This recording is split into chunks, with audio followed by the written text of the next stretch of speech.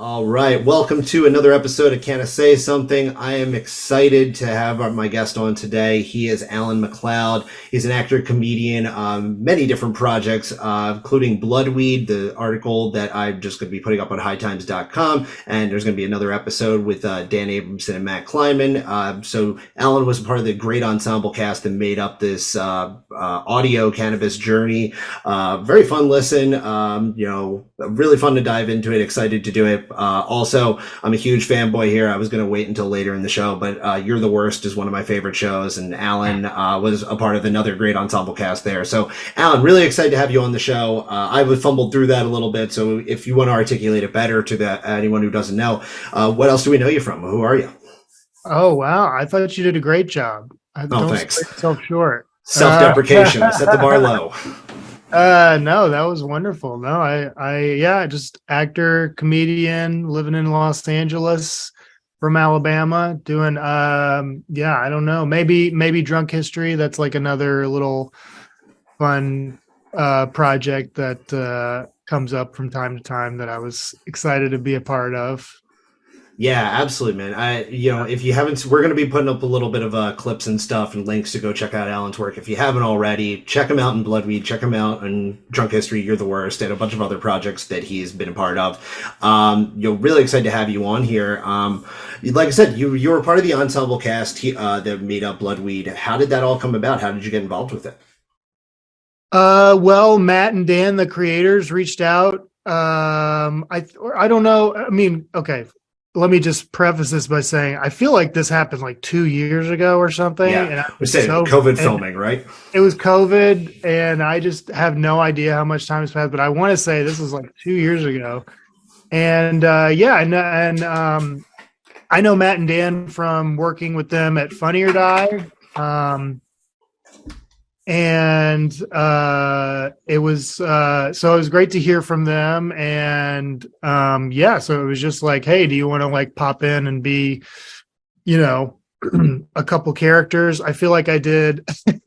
I have not finished listening to Bloodweed yet, but really enjoying it, and I'm part of the fun is discovering, oh, that's me, I forgot I did that. So just kind of popping in as a little character here and there on the show. It was really fun. Yeah, Allan is more of on the bit role on the side of here. We got Hallie Joel Osment was on the lead here, but it was, like I said, it was fun watching you pop up every once in a while. Like, oh yeah, that's an Allan voice. That's an Allan voice right there. I was like, I think he played Southern Farmer on the dispensary line over there, and then the other one was like Stoner Guy at Hall of Flowers, I think was what I remember.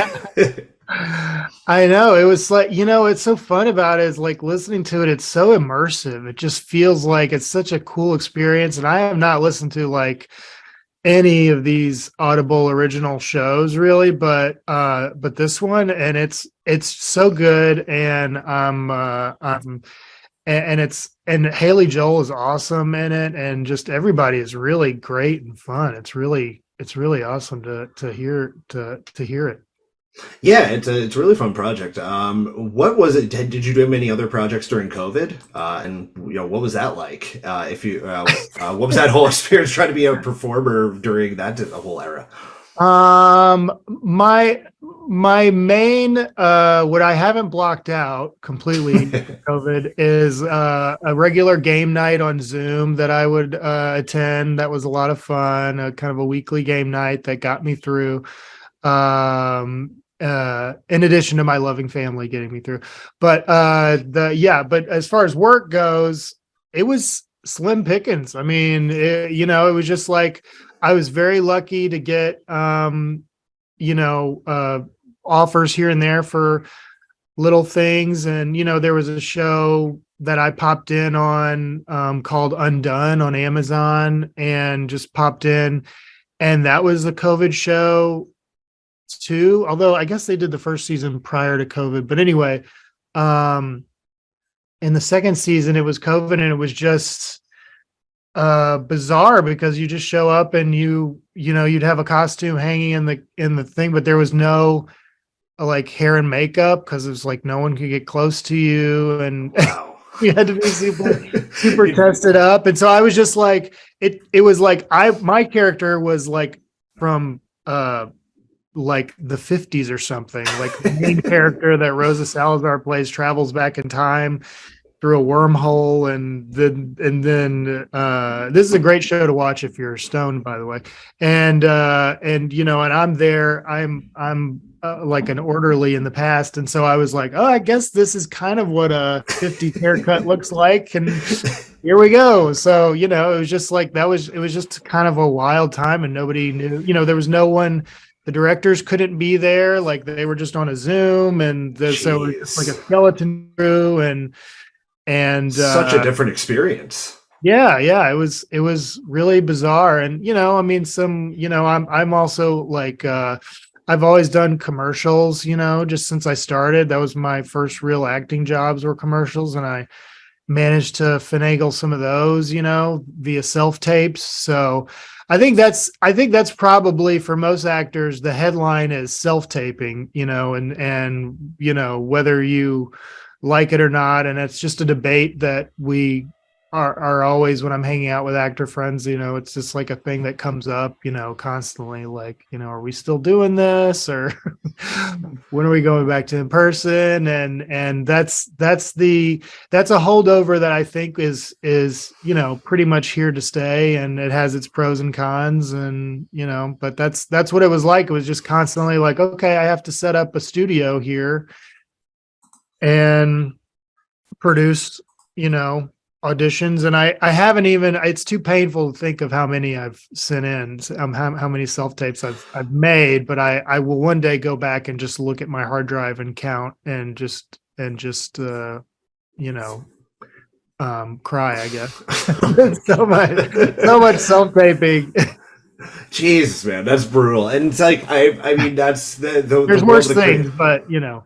No, yeah, no, but it is a good reminder. You know, it's good to see things getting back to normal with that evolution, and you know, the adapting to it is definitely, you know, kind of here to stay. On a brighter note, with, you know, the COVID world, talking about, you know, blood weed and stuff, was weed a part of your coping mechanism getting through COVID, or have you kind of put it down since you've become more of a family guy, or how's it kind of fit into during the COVID and today? Oh no, I'm that certainly was Good that to hear. certainly was an aspect of riding the wave of COVID, you know. Yeah, no, I mean, I think, you know, as long as in moderation, you can be a family guy and a high guy, you know. So it's Yeah. just when, you know, when it's appropriate. But oh sure, yeah, it's I mean, especially for game nights, these Zoom game nights, that was, you know, a great addition to the night, is you know, having a little edible or something before. But yeah, no, I mean, I think it was just a very bizarre time, and you know, bloodweed included, because it was like, yeah, I recorded it from my, you know, little downstairs makeshift sound studio, and the same place where I would conduct game nights and, you know, write stuff or do whatever, you know, like all the meetings and stuff. It was just like, kind of like you just were kind of working out of your home and doing everything out of it. And you see that it's like, wow, it really blends in nicely. Like, I'm pretty proud of my little studio that I made, because, you know, you can't Yeah. really I was going to I'm say, sure the audio quality came through nice. it came nice, and the engineers have something to do with that too. But, you know, Right. yeah, a little pat on the back Yeah, for. you created a great foundation for him to build off of. Yeah. So edible. So you're more of an edibles guy these days, is that right? Um, I go back and forth. I will say I probably embraced edibles more over starting in the pandemic, just because.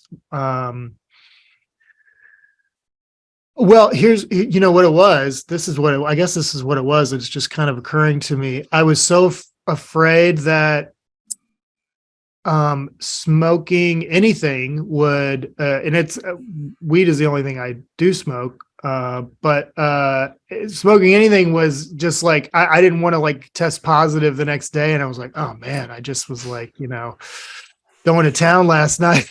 And now my throat is just like, you know, feels crazy raw. So, you know, I think that was where I was like, I wonder what if I could find, maybe a cookie or something that will be fun to, watch this movie or whatever. And so that's where I started kind of um I wouldn't say educating myself, but researching as being a guinea pig for edibles and dosages and all that fun Yeah. stuff. I was gonna say, what's your ideal dosage? Do you have a window for what works best for you? Well, I would say if I'm watching, let's say I'm like video game or a movie, like after the kiddo's gone to bed or something, hey, I might have like a 10 milligram gummy or something and just kind of cruise on into the evening and go to sleep like a little baby. Um if it's like I'm taking a walk or going, I don't know, like going on a hike or something, I like to have a little 5 milligram gummy or something like that, sometimes. So somewhere between the 5 and 10 range. 10 has to be I have no responsibilities any longer. Just in case it's too much, but I can manage, I'm a big guy. I don't know.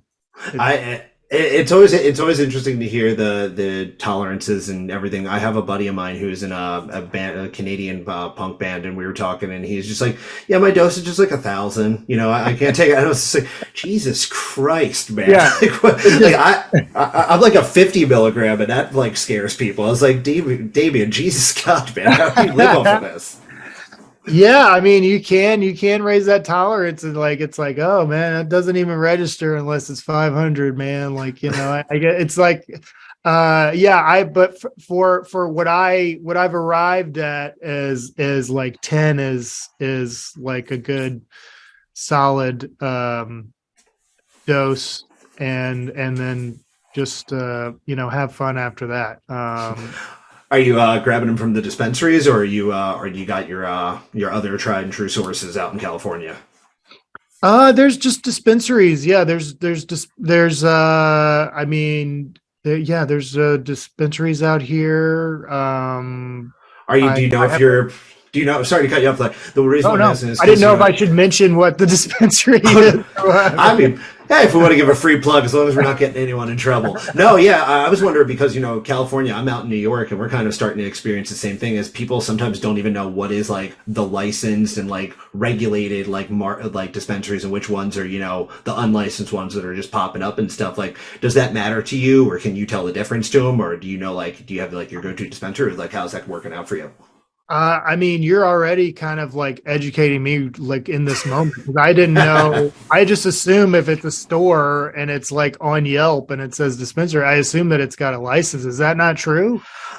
Yelp is kind of TBD. Yeah, I know there's a lot of like the state has tried working with like flagging unlicensed shops and stuff over the years, but that's like how Uh-huh. the California market has always struggled. Like they're raiding dispensaries all the times now because like they're unlicensed and all that sort of stuff. So we're kind of starting to see that in New Oh. York in the same way. And yeah, a lot of folks like don't even know. So that's actually why it's interesting, to talk to like regular consumers and seeing like, are you going to like a big brand, or like is it just like a mom and pop shop? And if it's the mom and pop shop, maybe we don't want to name them just in case they don't have a license. I mean, yeah, well, I didn't know. I guess I just kind of assumed it was like I don't know. That's not a I mean, how do you know when you're walking in? Do they have to display like a plaque or something, or The rate, and like that's when the a crazy restaurant thing. has a food rating or something, or Yeah, each state the rules vary, so I actually don't know how it is in California. That's like because federal rules are the way they are. We actually each state made their own ones. So California, I'm not sure if you have to have a plaque or anything out there, but yeah, I don't know. It's yeah, it seems like you can pretty much fly under the radar for the most part. Yeah, and most people are just oh, not getting licenses because it's easier to set up, and they don't have to pay the taxes and can actually charge you uh-huh. less money for it too. So yeah, it's Yeah. interesting to see it from the consumer's perspective. I guess it's like just flying under the radar for most folks. Yeah, I just have no idea. I mean, it's like a lot of the stores that I find myself in, they feel like I'm in an Apple store or something. I mean, it's just kind of like very clean and everything's like under glass and, just the little cute little shelves and, I don't know. Like, this all seems legit to me. One thing that's interesting, I guess, that I didn't realize was there's a difference because I live near Pasadena, which is sort of to the east of Los Angeles City proper. And whenever, and for some reason, I guess legally in Pasadena, they don't allow you to have drinks. Like they don't sell drinks in the store. Mhm. And that's kind of the only thing my wife will engage in is like weed related, is like the drinks, the beverages or whatever occasionally. um and so I was just kind of surprised that they don't have that in Pasadena, but you can go and in LA, the kind of the main LA city area and find drinks. But for some reason Oh yeah. Pasadena is like, oh, we don't want people. I don't know what it is. I guess they think that the people will be walking around with the drinks, with weed drinks, and just going crazy on the sidewalks. Dude, the rationales they have for it is, yeah, it's you can make up one that's probably more logical. Like, yeah, sometimes people will say, it's going to influence kids, and sometimes it's too deceptive. Sometimes they just don't like it. Yeah, the municipal laws in California have definitely made it Yeah, crazy. Like, there's parts of California that are just called like weed deserts because all the surrounding areas have banned sales, and there's no like delivery that can get out there oh, and stuff like that. And then they're like, why are unlicensed shops popping up? yeah, And we're yeah. here now. Yeah, I Yeah. mean, the only argument that makes halfway any sense to me is like, well, you got to watch out for kids. It's like, okay, I mean, yeah, like a little gummy pack like does look like a kid's candy. Right. So Yeah, it's there like is an you have to argument be there. careful like where you put it. If you have a home with kids, like you can't just have stuff lying around anywhere because it's like that looks like a regular candy bar to me. And I don't know really how you fix that, make it more adult without it being. I don't know what that. I don't know Yeah, what that looks like. they're trying to ban certain things now, and it's kind of interesting because like yeah, you get the rationale behind it, but now we're also starting to see it with animals. They're saying like, oh, dogs are eating joints off the street and stuff, and it's like I think both of them kind of boil back down to the same thing as pay attention to your animal and your child. It's Yeah, not. no, that's true. Yeah, that's true. I mean, Um, accidents will happen, of course, but like you said, don't leave it out. And yeah, you gotta just just be mindful of that stuff.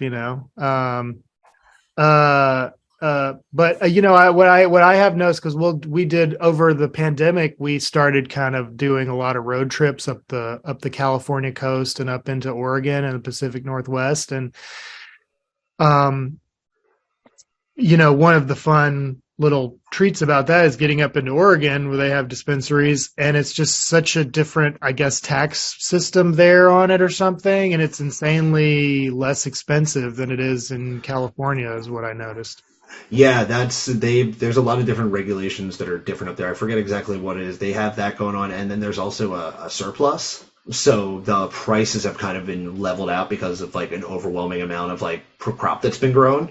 Oh, because of So like in Humboldt and everything is kind of up there. well, in Oregon, California, Oregon. I forget. California, I think it more has to do. I don't want to speak too much off of this, but I think it's more so about the way the whole market structure has been set up and the system in there that it's just not really tenable to switch over. But in Oregon, there's like a big surplus of weed that's been cultivated for years, and they say it's kind of leveling off, but I don't know. The prices seem to indicate that yeah, it's just a ton. And that's actually a lot of the illegal weed that comes into other states usually comes from like those sort of overflowing markets. Wow.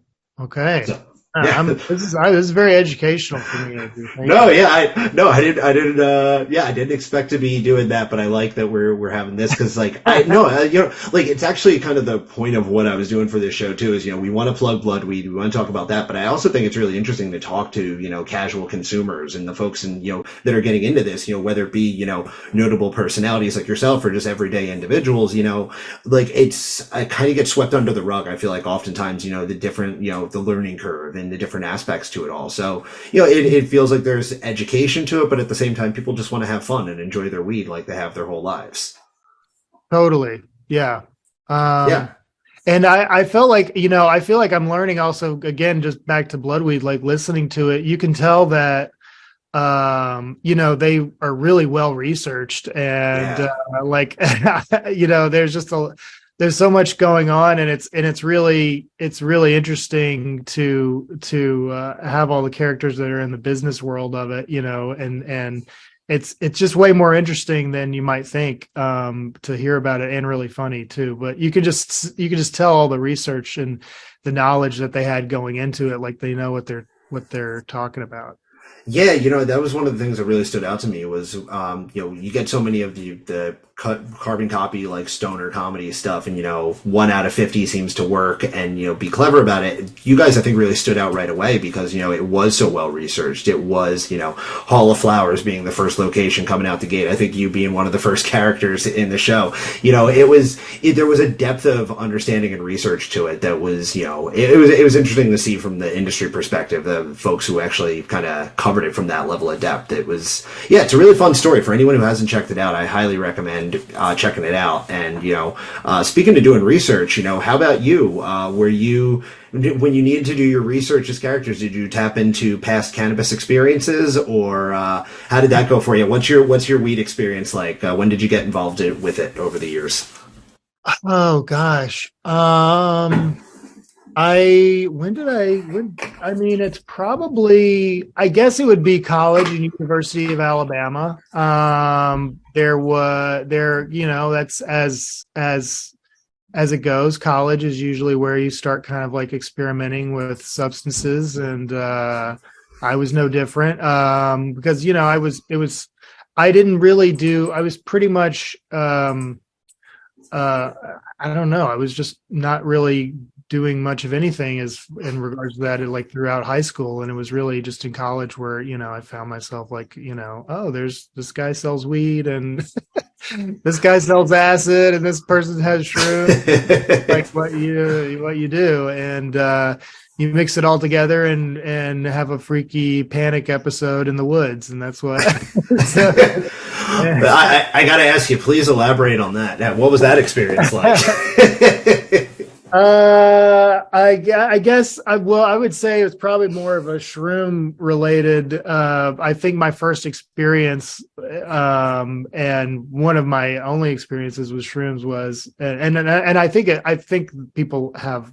I'm not talking shit about shrooms or anything. I have no problem with it. I just, at that time, I had no experience with it. And we would go to, and at Tuscaloosa, University of Alabama, a lot of my friends would go to an area called Hurricane Creek, and we would go swimming there. And it was just like a great hiking place and woodsy place. And we'd go tubing, and but anyway, yeah, I think a friend had some shrooms, and I tried one, and then I just kind of found myself wandering and even just running through the woods, not in fear of anything, just like I felt frolic. Like I was a frolic. It was a frolic, and I felt a part of nature, and I felt like really at home there, to the degree that I just thought I could leap across boulders and do, like I just was like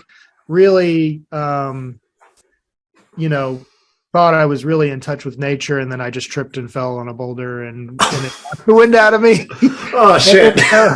So if you're a person that experiences like stomach issues, if you have shrooms, then that, like on top of like falling on a boulder and like, having some sort of chest stomach injury is just a recipe for disaster. So that's kind of what it was. I'm willing to give it a go again. I think that now that the culture of microdosing is so popular that I'm sure I'll find my way back to that and see give it another try. Yeah, I could see the hesitance. Well, at least it didn't steer you entirely off of weed, that and the benefits that has to offer. I saw a story from a couple of years ago saying that I think it was a podcast talking about how you wanted to get high with your dad at one point as a goal. Did that ever end up happening?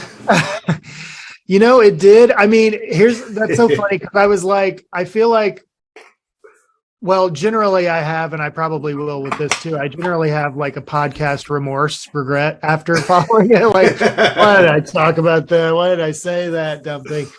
And I do remember going like, my goal is to smoke weed with my dad or whatever. Like so cheesy, so stupid. But anyway, I think it's just because when you're sort of deprived of a thing that you don't see why everyone is freaking out about it. You're just like,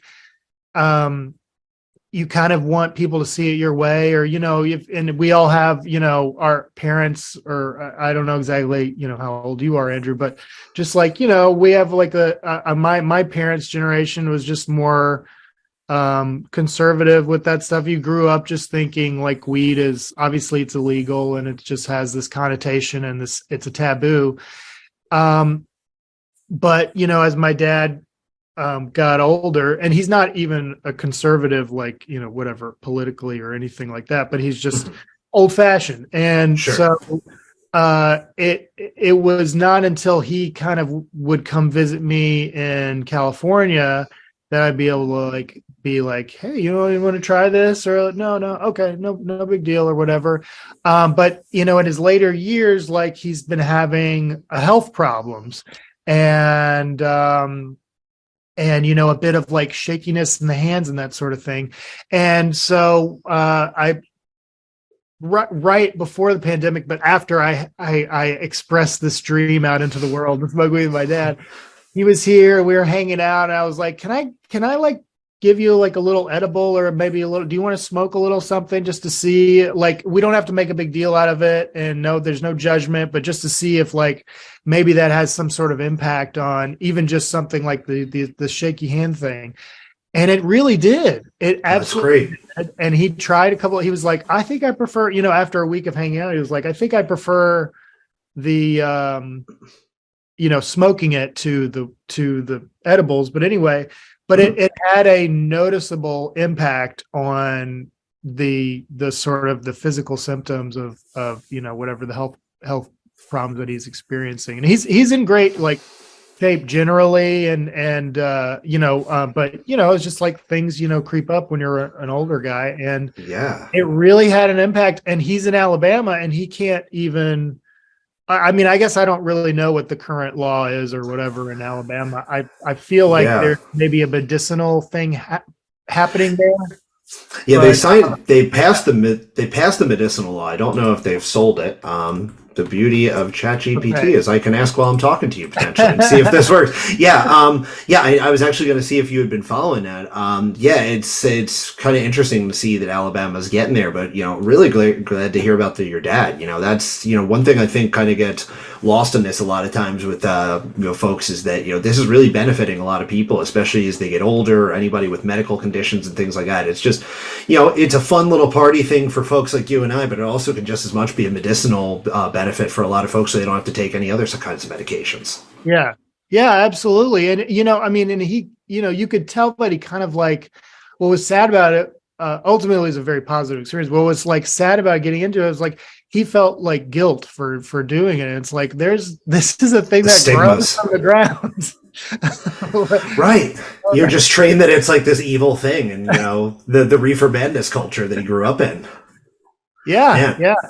Well, I'm really happy to hear that. And, now that you're saying that, I'm feeling really bad about my story about getting my dad high, because he didn't tell me that he drank a bottle of wine before he did it, and he ended up falling down in our hallway and put his head through the hallway. Oh, no. It was great. And then it involved him pulling his pants down to go into bed, and it was a really awkward night for a 29-year-old man. And now I'm in my later 30s, and we still talk about why we now quality check him before we allow him to do anything. Hey, did you have any wine? Did you mix your weed? No? Okay, now you can go have one. Be careful with those mixed with when you're crossfading like that. Yeah. We had to teach him that night what crossfaded was. I'm glad that term is out there, at least for some folks. Oh man. So Alan, I don't want to take too much more of your time, man, but I really also want to just, fan out for a moment here and say, You're the Worst is definitely one of the best TV shows I've ever seen. And, you were one of the Thank you. huge moments about being one of the huge elements to that show, so many great episodes, so many great moments. You and Vernon on the road trip, I think was one of the funniest episodes. And I've watched the show several times. I got my girlfriend into it about a year or two ago, and I didn't tell her what was going to happen. And the moment where Lindsay stabs Paul, I just stopped and just watched her face, and that, oh my god, yeah, just everything about that show. You guys, I just had to say thank you so much. I was a huge Thank fan of you it. so much. Thank you so much.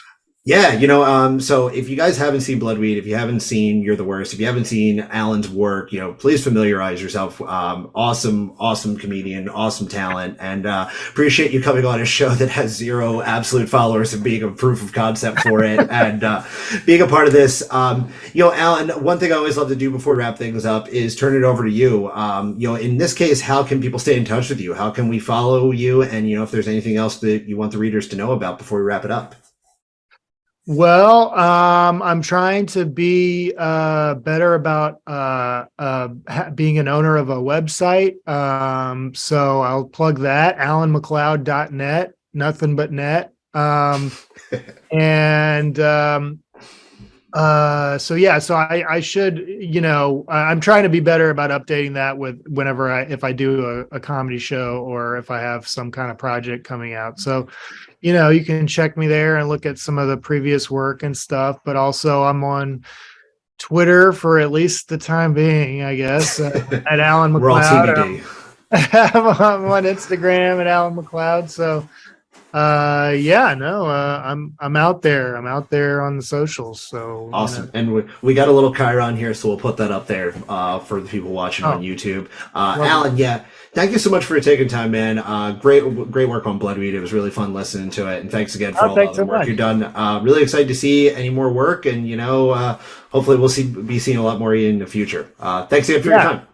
All right. Thanks, Andrew. Nice talking to you. You too.